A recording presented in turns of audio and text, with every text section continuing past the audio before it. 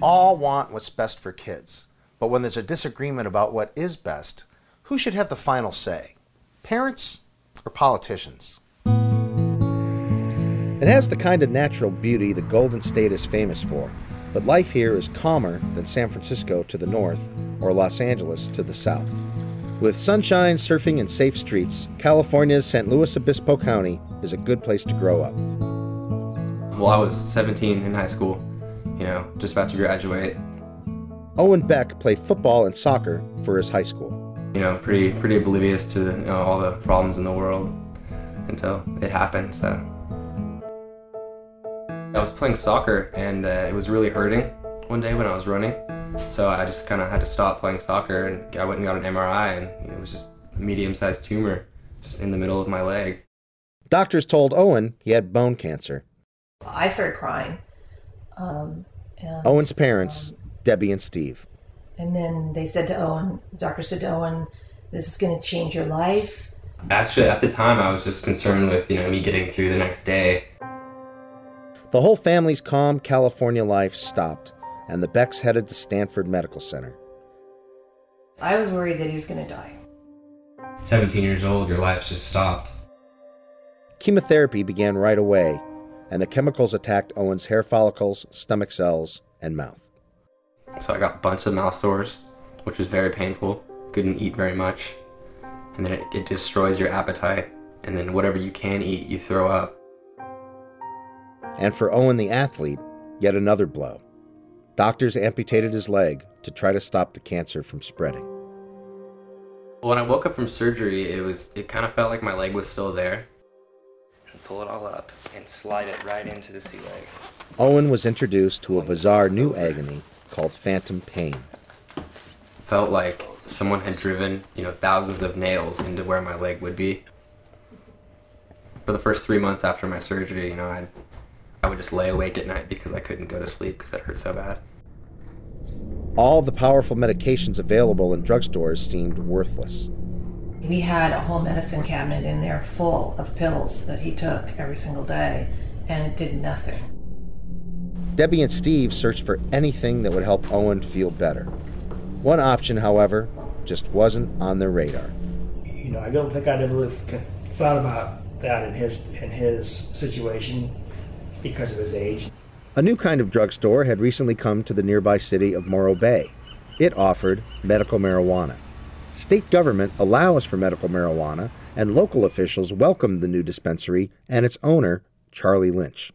Before we even opened, I had the mayor and the city council members all came by and toured the facility.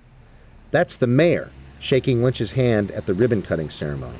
The new dispensary helped spark discussion between Owen and his dad. I was just talking one day with my dad, and we brought up the subject of it. And it was like, if that'll work, that's what we're going to do.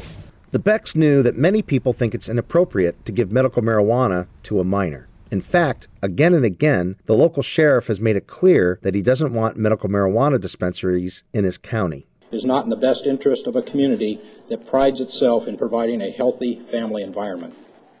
But the Becks weren't concerned with what other people thought. They were focused on helping their son. You're going to do what you need to do to help your child. So the Becks got a written doctor recommendation and headed to Lynch's dispensary. Since Owen was 17, one of his parents would have to purchase the medical marijuana for him. He came in with his father. He was looking really thin and sickly, and that's definitely a sad situation for for such a nice guy. Several times we would go in and Charlie would say, "You don't pay. We'll take care of it," because he was just kind of a compassionate kind of a guy. The medical marijuana improved Owen's appetite. It eased his pain and nausea like nothing else had. It was the traditional meds that made him feel stoned. They would give me hardcore painkillers, they would just make me dull out basically and fall asleep. But with the marijuana, I could do what I needed to do during the day and just not be in pain. I could be comfortable. Owen's experience is more than one person's anecdote. The medical benefits of marijuana, also known as cannabis, are well documented. Cannabis is amazingly useful. As a matter of fact, it's probably too useful for its own good. Dr. David Behrman has spent about 40 years treating patients and studying cannabis. When you see the list of things that cannabis can help, people say, "You're pulling my leg." So many prominent organizations look favorably upon medical marijuana. We know that cannabis has medicinal value, not only from the 5,000 years of experience, but from hundreds of studies that have been done at world-class institutions around the world. When Owen finally found something that was calming, it calmed the whole family down. But not all was calm in San Luis Obispo County. This is Action News at 11. A raid by armed federal agents. Local medical marijuana users will have to go elsewhere for the time being after federal agents and sheriff's deputies shut off their supply. The Arroyo Grande home of dispensary operator Charles Lynch was also raided Thursday morning. They came in and threw me on the ground and rushed through the house like I was a criminal or something. Lynch was cuffed and brought to this federal detention center. How did it happen? The sheriff invited the DEA to raid Lynch's home and dispensary. Charlie Lynch was an easy target since medical marijuana is still illegal under federal law. And I had no idea how I was going to get out of jail.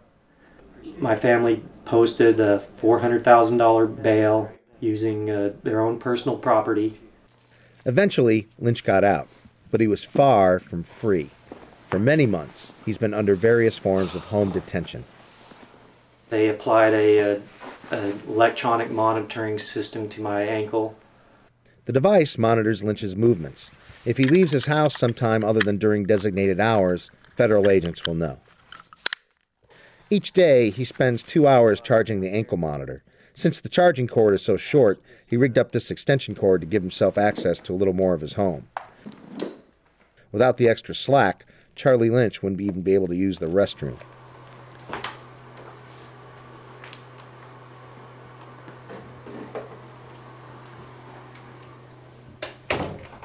We have a sick child. We have a son without a leg that medical marijuana helps. What is it they don't understand about this? We wanted to find out, but neither the sheriff nor the DEA would agree to an interview. The federal government's official position is that marijuana has no medical value. There's an enormous amount of politics that's involved in drug policy and not nearly enough science. A pharmacist can fill prescriptions for medical amphetamines without getting raided. Doctors can even give patients medical cocaine. But medical marijuana, well, that's so dangerous, the DEA busts dispensaries with armed agents. The federal government is a disgrace to science on this issue. Today, Owen uses this cool robo-leg to get around. He's going to college, and his cancer is in remission. But the Becks still can't believe that Charlie Lynch is facing numerous federal charges. In fact, because Lynch had clients like Owen who are under age 21, he faces increased penalties. In California, the average sentence for first-degree murder is 20 years, but if convicted on all counts, Charlie Lynch could face a sentence of 100 years in prison. It's hard to imagine, that they would want to do that to me. He's not a man that you would consider, someone who needs to spend the rest of their life behind bars. He was just trying to help people. He had a prescription from a doctor at Stanford, and they took his stuff. These guys don't get it. The DEA continues to raid dispensaries all across California. There were 50 raids last year alone. Are we really helping minors by keeping them from medical marijuana at all costs? Or are we treating their parents like children?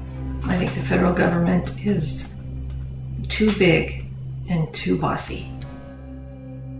Charlie Lynch's trial is set for this summer. Jurors probably won't know that state and local laws allowed Lynch to run a dispensary. In a federal case, all that matters is federal law. For Reason.tv, I'm Drew Carey.